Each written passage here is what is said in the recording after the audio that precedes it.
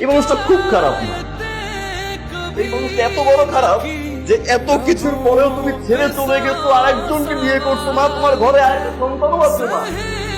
এই খারাপ মানুষটা আজ পর্যন্ত আরেকটা সন্তান নেয়নি মা। এই খারাপ মানুষটা আমার বাবা, এত বছরেও তোমাকে ঘৃণা করতে শিখাইনি মা। এত বছরেও এই খারাপ মানুষটা একটা বড় বলেনি মা তোর মায়ের দোষ। সে বারবার আমাকে বলে গিয়েছে দোষটা আমার, আমাকে মাফ করে দিও।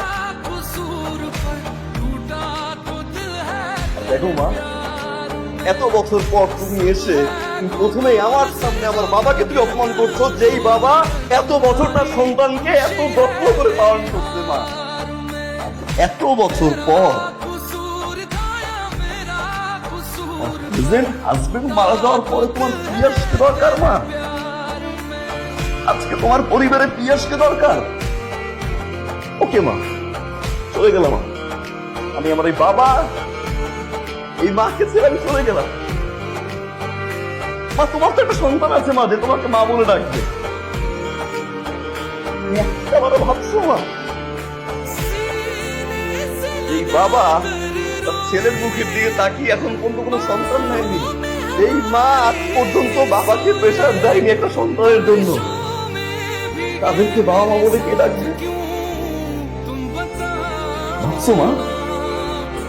তুমি ভাবোনি মা, তুমি যদি ভাবতা এত বছর আগে নিজের ছেলেকে ছেড়ে চলে যেত না মা।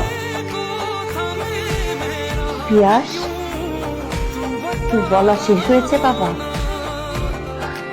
26 বছরের কথা 26 মিনিটে শেষ হয়ে যায় মা।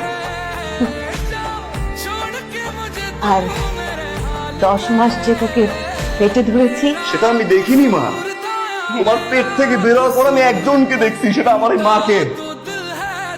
তোমার পেট থেকে বের হওয়ার পরে যখন মা আমি চিৎকার করে কাঁদতাম, আমাকে ধরে উঠতো আমার এই মা। আমি যখন খুব অসুস্থ হয়ে পড়তাম মা, মা আমার করে চিৎকার করতাম, আমার এই মা আসতো আমার সামনে। তোমাকে পাইনি মা আমি।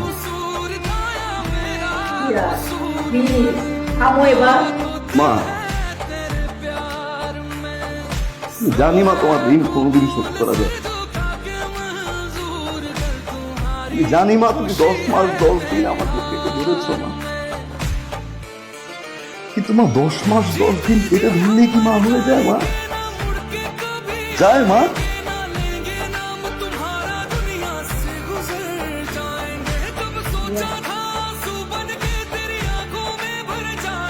তোর বাবা তোর কাছে অনেক মহান ব্যক্তি, এটাই আমি চাই। একটা বাবা তার সন্তানের কাছে